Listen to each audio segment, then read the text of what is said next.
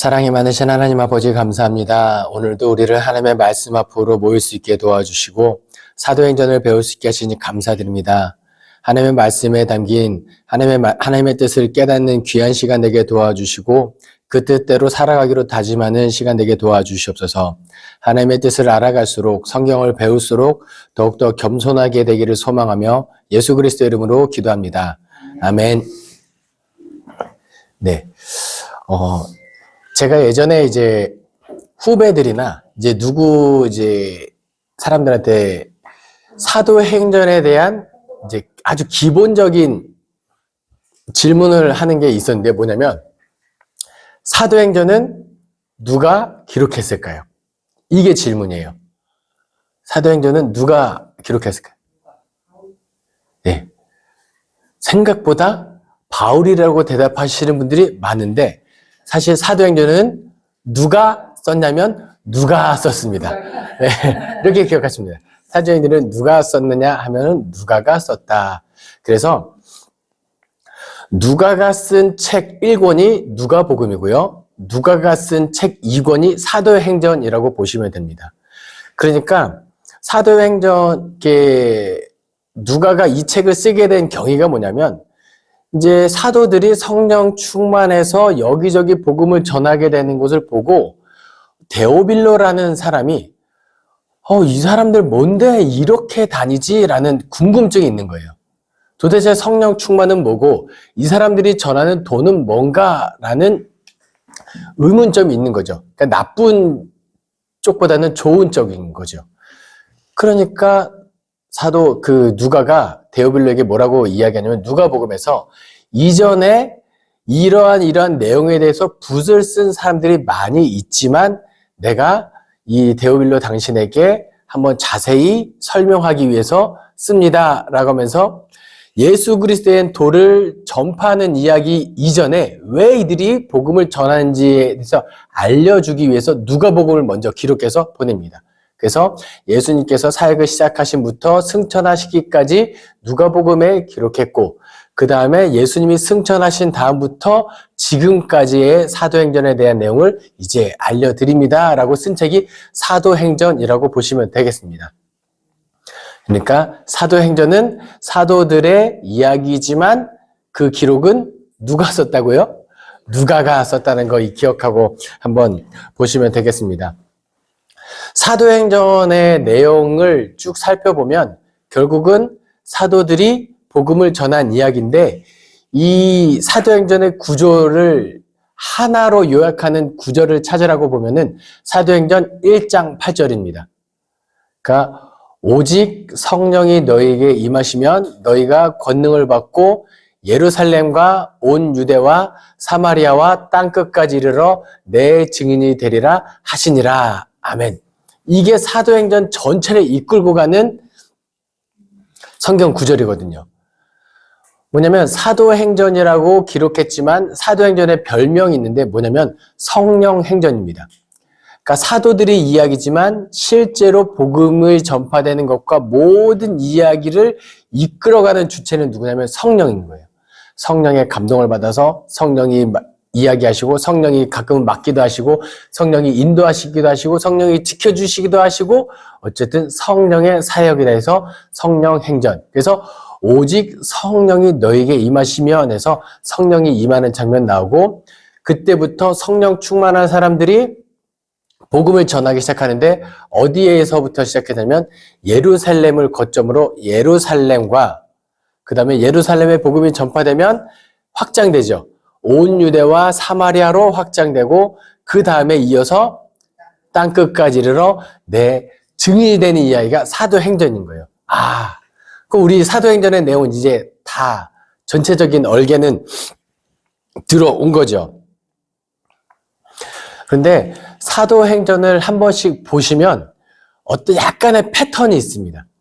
그러니까 복음이 쭉 전파되겠죠. 보세요. 복음이 전파되고 그 도를 사람들이 믿기 시작하면 전도가 되겠죠.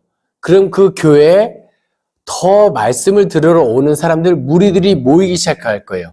그래서 어떤 이야기 단락이 끝날 때마다 종결 억구가 한 번씩 나옵니다. 뭔가 흥황하여지더라. 제자의 수가 많아지다. 늘어가더라. 그게 2장 46절, 47절, 6장 7절, 9장 31절, 16장 5절에 기록되어 있습니다. 그러니까 처음에 성령이 임하시고 복음이 사도 베드로가 나가서 복음을 전하잖아요. 우리가 술에 취한 게 아니다 하면서 복음을 전한 다음에 그 이야기 단락이 어떻게 끝나냐면 날마다 마음을 같이하여 성전에 모이기를 힘쓰고 집에서 떡을 떼며 기쁨과 순전한 마음으로 음식을 먹고 하나님을 찬미하며 또 온 백성에게 칭송을 받으니 주께서 구원받는 사람을 날마다 더하게 하시니라 하면서 이야기 한번 단락에 끊기는 거예요. 단락이 이렇게 나눠집니다. 에피소드별로. 그리고 예루살렘의 복음 전파되는 사역이 다 마무리된 그 시점에는 6장 7절에 하나님의 말씀이 점점 왕성하여 예루살렘에 있는 제자의 수가 더 심히 많아지고 허다한 제사장의 무리도 이 도에 복종하니라. 뭔가 이렇게 종결 어구가 어떤 의미를 담고 있는지 이렇게 느낌이 오시죠? 그 다음에 유대와 사마리아 지역에 복음이 전파되고 이제 9장 31절에 그리하여 온 유대와 갈릴리와 사마리아 교회가 평안하여 든든히 서가고 주를 경외함과 성령의 위로로 진행하여 수가 더 많아지니라. 아멘. 그 다음에 이제 예루살렘에 복음이 전파됐고 확장돼서 온 유대와 사마리아로 복음이 전파됐잖아요. 그럼 이제 땅끝이죠. 땅끝인데 이것은 그 사도 바울의 1차, 2차, 3차 전도여행, 3차 전도여행까지 끝나고 로마에 간 다음에 같은 연금 다음에 마지막에 열린 결말로 끝나는데 중간에 16장 5절에 이런 구절이 삽입되어 있습니다. 이에 여러 교회가 믿음이 더 굳건해지고 수가 날마다 늘어가니라. 그러니까 이 교회가 성령 충만한 교회인지 아닌지를 알 수 있는 방법이 이게 무조건은 아니지만 그래도 어느 정도 이런 교회는 말씀이 은혜가 되고 성령 충만해지는 교회는 사람이 늘어갑니다. 왜냐하면 성령 충만한지 그렇지 않은지를 객관적으로 확인할 수 있는 방법을 저는 뭘로 보냐면 성령 충만한 사람은 사랑이 많아집니다. 그렇지 않습니까? 성령 충만할 때는 어지간한 게 다 용서가 돼요.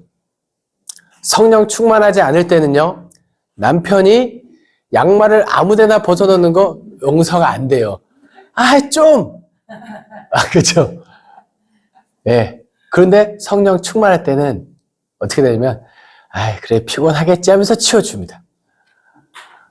이만큼 사랑이 많아진다는 것은 누군가를 다시 포용할 수 있고 용서할 수 있고 받아줄 수 있는 사랑의 지경이 넓어진 거죠. 이런 공동체가 되면은 전도 안 해도 돼요. 사람들이 알아서 찾아옵니다. 왜요? 세상 사람들은 다 사랑이 없어서 공하고 늘 경쟁사에 치이고 치열한 삶을 살아가기 때문에 마음 둘 곳이 늘 필요한 게 세상 사람들이에요. 그런데 이 교회가 사랑이 많은 공동체를 소문난다? 그러면 찾아옵니다. 사람이 늘어나기 마련이에요. 그래서 성령 충만한 공동체, 우리 교회들, 한국 교회가 되었으면 좋겠습니다. 그리고 또 한 가지 사도행전의 구조에서 재밌는 게 있는데요. 뭐냐면 성령 충만하여 예루살렘의 복음이 쭉 전파됐죠. 그 다음에 온 유대와 사마리아로 복음이 전파되는 걸로 나아가죠. 근데 중간에 이야기 단락을 끊어주는 에피소드가 하나 첨가됩니다. 예루살렘에 복음이 전파되고 온 유대와 사마리아로 복음이 전파되기 전에 삽입되는 에피소드는 뭐냐면 바로 스데반 순교 이야기입니다. 스데반이 순교되고 그 박해로 말미암아 예루살렘에서 사람들이 흩어지기 시작하죠. 그때부터 흩어진 사람들이 온 유대와 사마리아로 복음이 전파되는 거예요. 그리고 이 대표적인 예가 빌립 집사죠. 빌립 집사가 사마리아 복음 전하고 나중에 가이사랴를 옮겨지는데 그 사역이 끝나면 온 유대와 사마리아가 끝나면 땅끝까지 이르러 복음이 전파되잖아요. 그리고 땅끝까지 이르러 복음이 전파되기 앞서 또 하나의 에피소드가 삽입됩니다. 그 이야기가 뭐냐면 바로 고넬료에게 복음 전하는 이야기예요. 베드로 이야기 우리 다 알고 있죠. 베드로가 그 환상 중에 위에서 부정한 음식이 내려왔을 때, 짐승들이 왔을 때 하나님께서 먹어라. 아, 못 먹습니다. 먹어라. 아, 제가 어떻게 먹습니까? 아, 먹어라. 아, 이 부정한 음식 저는 결단코 먹을 수 없습니다. 그때 하나님께서 내가 정하다 한 것을 네가 부정하다 하지 말아라 하고 환상이 깨죠. 그리고 그 사람이 이방인 고넬료였던 거 나중에 깨닫게 되는, 그 고넬료에 대한 이야기가 삽입되고 그 이후로는 이제는 이방인에게도 땅끝까지 이르러 복음이 전파되는 내용이, 그 에피소드가 이 삽입되었다라는 그것까지도 한번 전체적인 얼개를 머릿속에 염두에 두시고 이제 한 장씩 한번 살펴보도록 하겠습니다. 사도행전 1장, 2장은 오직 성령이에서 성령에 관한 이야기가 기록되어 있습니다.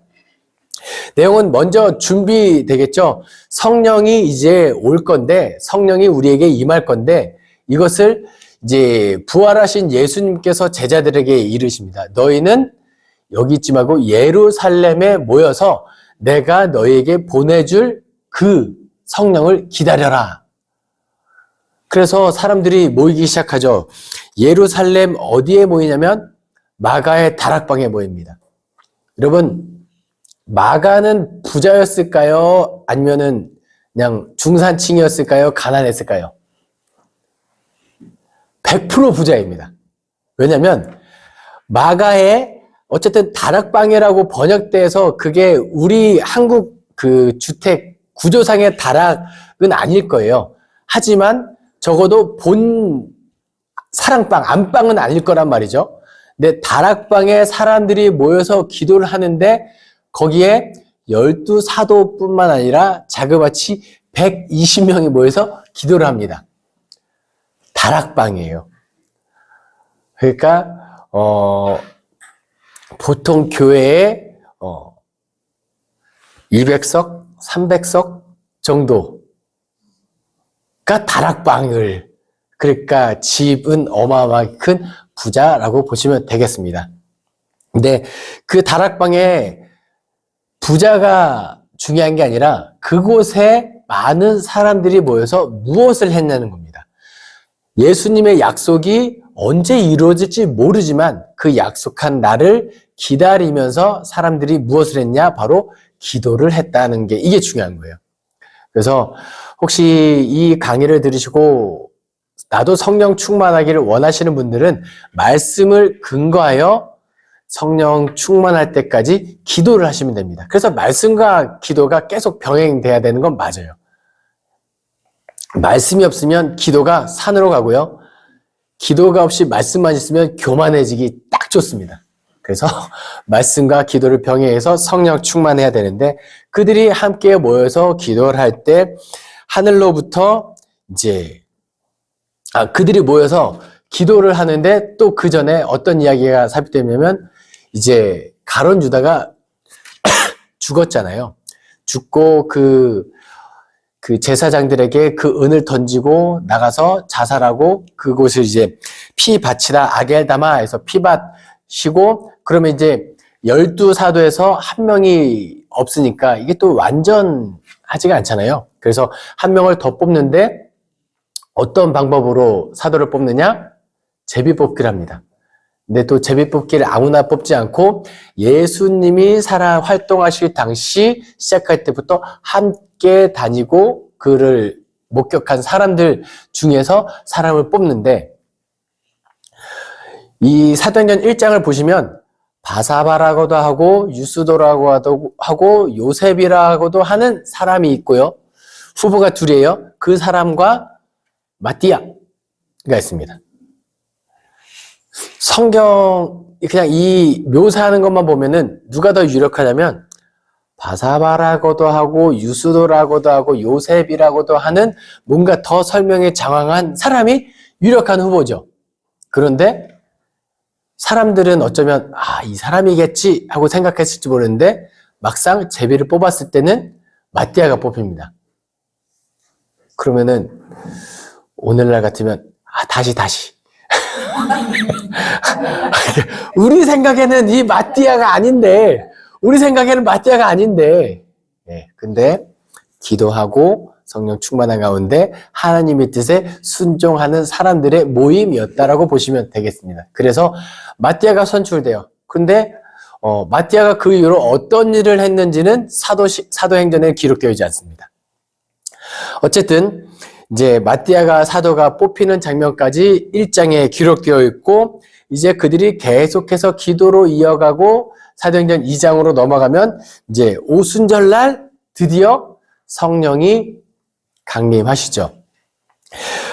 급하고 강한 바람 같은 소리가 나고요. 불의 혀처럼 갈라지는 것이 하나씩 임하죠. 사람들에게 하나씩 임한 거예요. 이거 뭐냐면 공동체에게도 임하지만 실제로 성령은요, 개인과 개인입니다. 나와 하나님과 인격적인 1대1 관계로 신앙생활을 보셔야 된다는 거예요.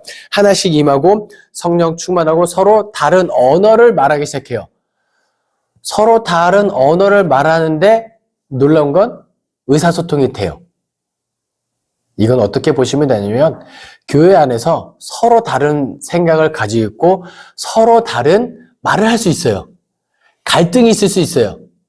그렇다고 해서 하나의 공동체가 아니냐? 아닌 거라는 거예요. 갈등이 있을 수 있지만, 다른 생각이 있지만 하나님의 사랑 안에서, 성령 안에서 하나의 공동체를 이룰 수 있다는 거죠. 갈등이 있으면 풀어가면 됩니다. 사랑으로 이렇게 엮어가는 그런 걸로 우리가 받아들이면 됩니다. 이들이 성령 충만함을 받았을 때 밖에서 봤을 때는 와, 저 사람들 왜 이상한 말을 하지? 서로 그 각기 다른 나라 말로 방언을 하는데 저 사람들 술에 취했다라고 했지만 그렇지 않죠. 베드로가 나가서 이제 사람들에게 설교를 하기 시작합니다. 첫 번째 설교죠. 근데 담대하게 나가서 이야기를 전합니다. 분명히 오순절날 성령이 임하였기 때문에 오순절로부터 50일 전, 불과 50일 전 6월절날 예수님이 잡혀 죽으셨기 때문에 그 예수 그리스도의 잔당이나 다른 제자들은 이렇게 예수 그리스도를 전파하는 것도 쉽지 않고 전했다가 괜히 해코지 당하고 잡혀 죽을 위험이 있기 때문에 숨어 살 수밖에 없었을 줄 알았는데 오히려 나가서 담대하게 복음을 전하죠. 그리고 사람들에게 쭉 복음을 전했는데 베드로의 설교의 이때 핵심이 뭐냐면 너희들이 죽인 그 예수 그리스도를 하나님께서 다시 살리셨고 하나님께서 그를 주와 그리스도가 되게 하셨다. 주와 그리스도가 되게 하셨다? 마태복음에서 베드로가 신앙 고백했던 것, 주는 그리스도시요 살아계신 하나님의 아들이시냐는 이것을 사람들에게 공포한 거예요. 그러자 사람들이 마음에 찔려서 그럼 우리가 어떻게 하면 좋겠습니까? 라고 이야기하자 사도 바울이 뭐라고 이야기하죠?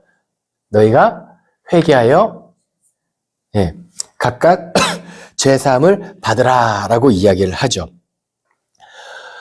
그때 회심하여 돌아온 사람이 자그마치 3,000명. 이 정도면 바로 대형교회입니다. 개척. 바로 대형교회 개척. 예.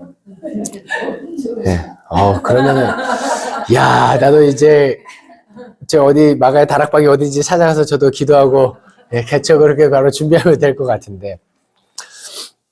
근데 어렸을 때 저도 이 본문 가지고 설교를 많이 들었는데, 이 베드로의 설교가 위대해서일까요?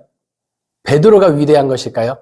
그게 아니라는 것을 우리가 알아야 되는데 뭐냐면 보세요.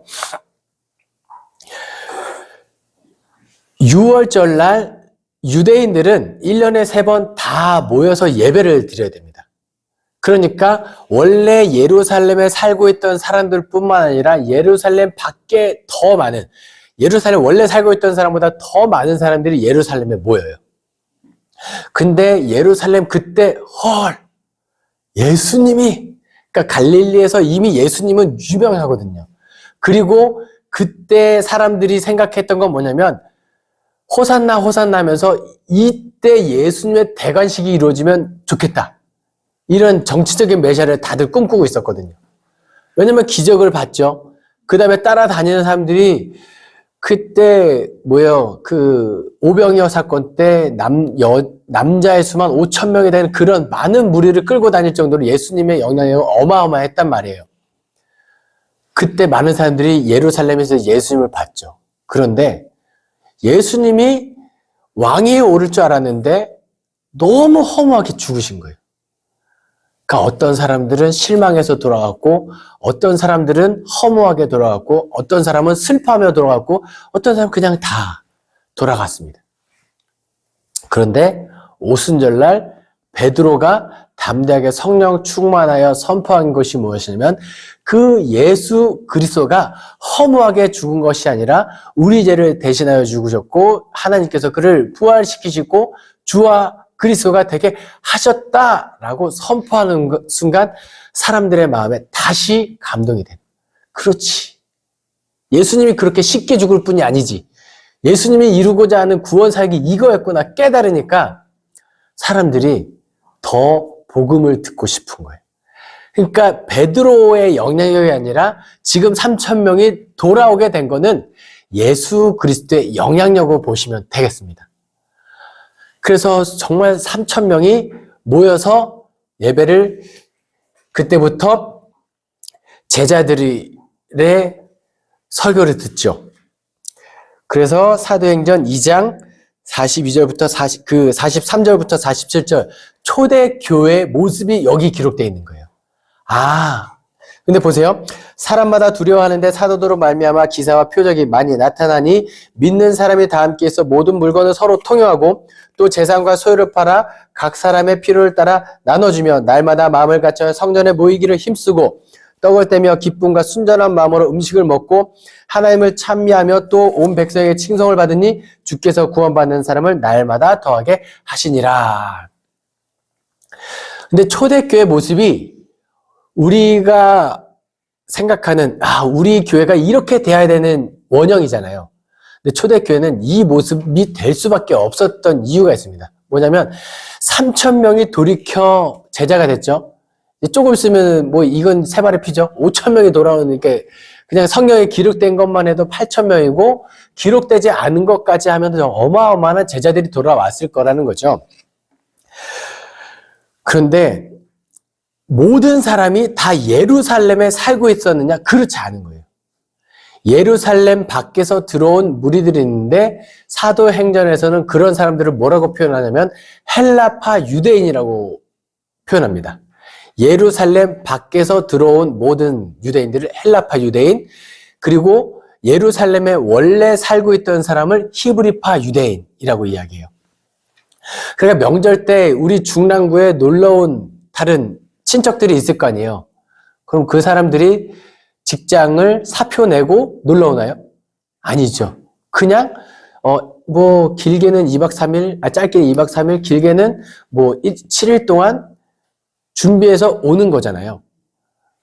헬라파 유대인들은 다 그런 사람들이었다는 거예요.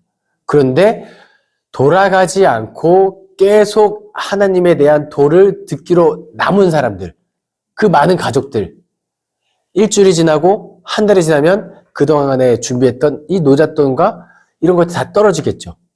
그럼 이 사람들 뭘 먹죠? 이미 예루살렘에 살고 있던 생활 기반이 있던 히브리파 유대인들이 자기 것을 나누고 통용하기 시작하는 거예요. 그 중에 대표가 이 마가가 되겠죠. 이 마가가 괜히 부자가 아니에요. 뭐냐면 이때를 위함인 거죠. 헬라파 유대인들을 돕고자. 그리고 5장에 가면은 또 엄청난 거부가 자기 것을 팔아서 내놓죠. 누구예요? 바나바. 구브로 사람 바나바가 자기 것을 팔아서 사도들 앞에 내놓는 거예요. 또 다른 사람도 나오죠. 아나니아와 삽비라. 하지만 그들은 좀 약간 부정적인 거죠. 어쨌든 사람들이 초대교회에서는 이 자기 것을 통용할 수밖에 없는 그런 예루살렘 초대교회 모습이었음을 우리가 한번 보고 넘어가시면 되겠습니다. 그리고 나서 한 달락이 끝났죠. 이제 예루살렘의 복음이 전파되는 내용이 3장부터 나오는데요. 우리가 잘 알고 있는 성전 미문에 나면서 걷지 못한 자. 이제 베드로와 요한이 기도하러 성전에 올라갈 때 미문에서 이 나면서 걷지 못한 자가 구걸하고 있으니까 금과 은 내게 없으나 내게 있는 것을 주겠다 하면서 곧 나사렛 예수 그리스도 이름으로 일어나 걸으라. 그 사람이 일어나 걷기도 하고 뛰기도 하고 했을 때 그러면 사람들은 모입니다. 왜요? 기적을 봤으니까요. 그러면 우르르 모였을 때 베드로가 또 설교를 하죠. 베드로의 설교의 내용의 핵심은 늘 똑같습니다. 거룩하고 의로운 일을 너희가 죽였다. 그러나 예수로 말미암아 의롭게 되었고 너희가 회개하고 돌이켜 너희 죄 없이 함을 받으라. 이같이 하면 새롭게 되는 날이 주 앞으로 이르게 될 것이다. 이 설교를 했을 때 자그마치 또 5,000명이 돌이킵니다. 그러니까 사람들이 날마다 더하는 거예요. 이때뿐이겠어요. 베드로는 오늘도 설교하고 내일도 설교하고 계속 설교하고 이게 너무 설교를 많이 하니까 이것을 글로 남긴 게 있는데 그게 무슨 복음일까요? 베드로가 했던 설교를 누군가 글로 적어서 남긴 복음서가 있어요.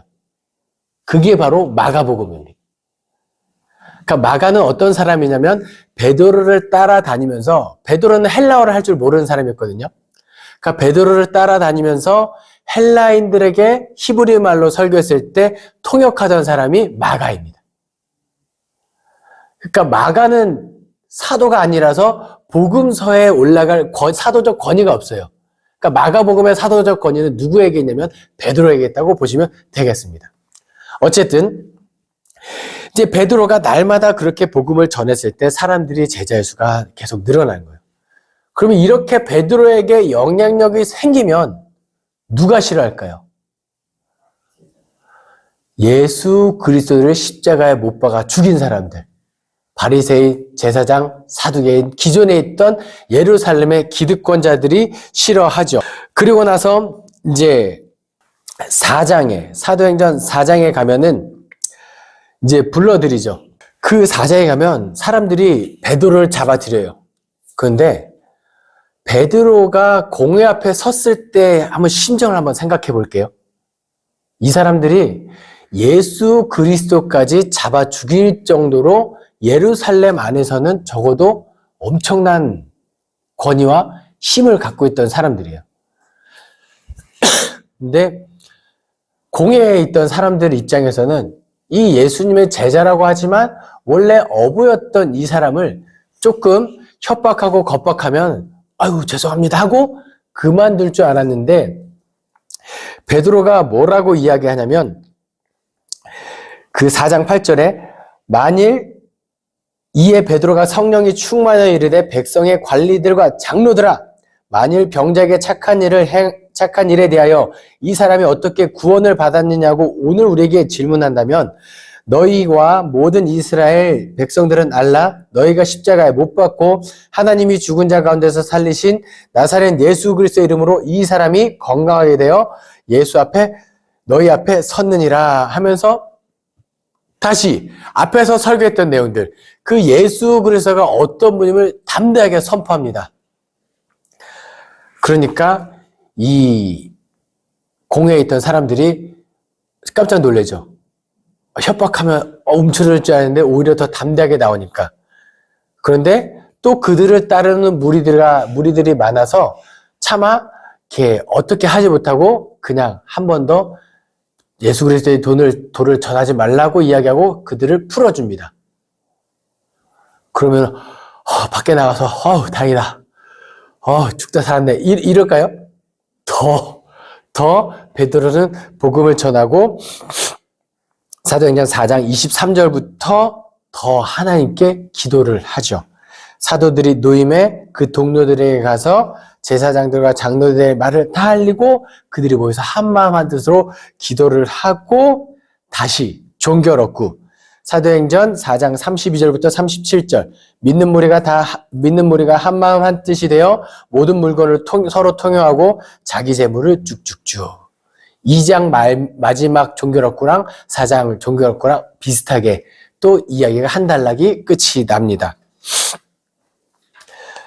그리고 나서 이제 사도행전 4장 36절에 새로운 이야기가 시작되죠. 누가 등장하냐면 이제 바나바. 구브로에서 난 레위족 사람이 있으니 이는 요셉이라 사도들이 일컬어 바나바라. 번역하면 위로의 아들이라 하니 그가 밭이 있음에 팔아 그 값을 가지고 사도들의 발 앞에 두니라. 그래서 바나바라는 사람이 이제 성경에 사도행전에 등장하기 시작하죠. 이 사람은 부자였을까요? 가난한 사람이었을까요? 부자입니다. 부자. 그래서 나중에 사도행전의 1차 전도여행 사도 바울이 함께 마가와 같이 구브로 섬으로 떠나죠. 그때 이 일행을 누가 맞이하고 영접하냐면 구브로 섬의 총독이 영접해요. 그러니까 이 바나바는요, 구브로의 유지라고 보시면 됩니다. 거의. 그냥 구브로 섬을 돌아다닐 때 바나바 땅을 밟지 않고는 다닐 수 없을 정도로 엄청난 부자였다고 보시면 되겠습니다. 네, 이 바나바가 이제 자기 것을 아낌없이 나누는 그런 모습이 여기 기록되어 있죠. 대표적인 인물. 근데 여기서 바나바는 별명이고 사실 본명은 요셉입니다. 바나바의 의미는 위로의 아들이에요. 그래서 뭐냐면 바로 시작하면은 아들이 누구누구의 아들이라는 뜻이에요. 나바는 위로. 예. 그래서 우리가 예수님께서 눈을 고쳐준 사람 바디메오의 아빠는 누굴까요? 디메오. 그래서 디메오의 아들 바디메오가 되는 거예요. 그럼 나나의 아들은 나나라는 사람의 아들은 바나나. 그렇죠. 이렇게 되는. 이렇게 한번 이렇게 생각해 보시면 되겠습니다. 어쨌든 바는 누구누구의 아들, 위로의 아들 바나바. 근데 이 바나바가 요셉이 본명인데 요셉 앞으로 모든 사역에 있어서 요셉이라고 거론되지 않고 계속 바나바 별칭을 씁니다. 그 뭐냐면 바나바의 사역이 그만큼 중요했다는 거예요. 위로의 사역, 위로의 아들. 바나바가 사람을 세우고 사람을 살리고 나중에 사도 바울을 변호해주고 공증해준 사람도 바나바예요. 사도 바울조차 세웠던 사람 바나바. 이거 기억하시면 되겠습니다. 5장에서 4장에서 그렇게 바나바가 훌륭한 일을 한 걸 보니까 누가 시샘을 해요? 아나니아와 삽비라. 아나니아와 삽비라가 자기 밭을 팔아서 바나바가 저렇게 해놓고 사람들이 칭찬하겠죠. 사람들이 존경하겠죠. 그러니까 우리도 하고 싶은 거예요. 뭔가 사람들에게 존경받고 싶고 칭찬받고 하고 싶은 거예요. 그래서 밭을 팔아다가 사도들 베드로 앞에 갖다 두죠. 그런데 다 바치지 않고 절반을 갖다 바칩니다. 베드로가 아나니아가 먼저 들어온 것을 보고 아나니아에게 책망을 합니다. 뭐라고 이야기했을까요? 너 똑바로 아나니아? 예, 어떻게 성령을 속일 수 있느냐? 이러면서 그 아나니아가 바로 죽임을 당합니다. 이어서 삽비라가 들어왔죠. 삽비라 역시 그 남편처럼 죽임을 당하죠. 그러니까 뭐냐면 어떤 일을 하는데 하나님의 일을 감당함에 있어서 내가 드러나면 안 돼요. 감당할 만큼 일만 하면 돼요. 그냥 존경받을 필요도 없고요. 그냥 하나님의 영광을 드러나기 위해서 우리가 일을 했으면 좋겠습니다. 제가 그래서 이 성경 강의를 할 때 늘 서도 앞에 기도하는 게 뭐냐면 하나님의 말씀을 배우고 깨달을수록 우리가 겸손하게 해주십시오라고 기도하는 게 그거예요. 예. 그래서 아마 이 성경 강의를 잘 듣고 성경에 능통하게 되시면 교회 안에서 잘난 척하고 싶은 생각이 분명히 들어옵니다. 그때 그 겸손을 주소서라는 그 기도를 반드시 기억해 주시면 감사하겠습니다. 어쨌든 그 위기가 있었죠. 잘못된 그런 것들이 다 아나니와 삽비라 이야기가 반면교사로서의 그런 타산지서로 삼을 내용이 기록되어 있고요. 사도들이 계속해서 또 표적을 일으키고 뭔가 또 민간 앞에 이런 기록되어 있죠. 또 사도들이 그렇게 표적을 계속해서 끊임없이 일으키면 누구 눈에 가시요? 여전히 그 사두개인 바리새인 제사장들에 해서 또 잡아들입니다. 불러가지고 도대체 너가 왜 그러냐? 그리고 가둬두죠. 감옥에 가둬둡니다. 주의 사자가 옥문을 벗어나죠. 뭐 밖에 나가서 또 복음을 전하면 사로잡힐 게 뻔히 알고 있죠. 하지만 그럼에도 불구하고 복음을 계속 전하자 또 사람들이 잡아들이고 계속 신문하고 하니까 이제 이를 죽일까 말까까지 논의를 하게 되죠. 그래서 잡아서 풀어줘봤자 다시 복음을 전하는데 이를 어떻게 할까라고 했을 때 변호는 아니지만 이 베드로, 이 사도들의 목숨을 구하는 데 결정적인 역할을 누가 하냐면 가말리엘이라는 사람이 합니다. 이 가말리엘 누구냐면 나중에 등장하는 사도 바울의 유대인 스승이죠. 당시 유대인 지도자들의 스승 중에 스승, 율법 교사 중에 교사라고 알려진 이 가말리엘이 뭐라고 이야기하냐면, 그러니까 제가 이 본문을 보면서 정말 지식으로 정말 깊이 파고들어도 어느 정도 영적인 깨달음이 있을 수 있겠구나라는 생각을 하게 된 본문인데요. 가말리엘이 뭐라고 이야기하냐면, 잘 생각해봐라. 예전에 거짓으로 일어난 드다와 유다라는 사람이 일어나서 사람들을 꾀었고 이런 일이 있었는데 그들이 뭐 기세등등하게 뭘 했지만 그들의 말로가 어떻게 했는지 잘 봐라. 그들 그냥 어떻게 그냥 사라지고 죽었다 없어졌다. 그거 뭘 의미하면 그들은 하나님이 세운 사람들이 아니었다는 거다. 그런데 만일 이들도 마찬가지다. 이 사람들이 이렇게 전하는 도가 하나님이 세우신 것이 아니면 이들도 드다와 유다처럼 그냥 어느새 자연스럽게 사라질 거다. 그런데 만일 생각해봐라. 이들을 하나님이 세우신 사람들이라고 생각하냐면 우리가 어떻게도 감당 못한다. 그러니까 그냥 내버려둬라. 맞는 말 아닙니까? 그렇죠. 이 가말리엘이 어디에서 이런 논리를 가져갔는지 가만히 생각해 보면은 이것도 신명기 율법입니다.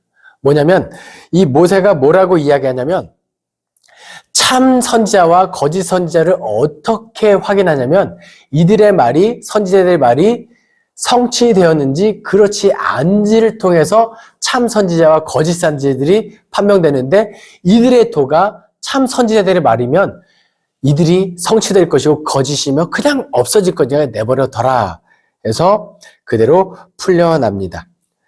뭐 이제는 그렇게 풀려났겠다. 사도들이 5장 42절에 그들이 날마다 성전에 있든지 집에 있든지 예수는 그리스도라고 가르치기와 전도하기를 그치지 아니하니라. 위기가 있었지만 분명히 성령의 도우심으로 극복한 이야기가 사도행전에 기록되어 있죠.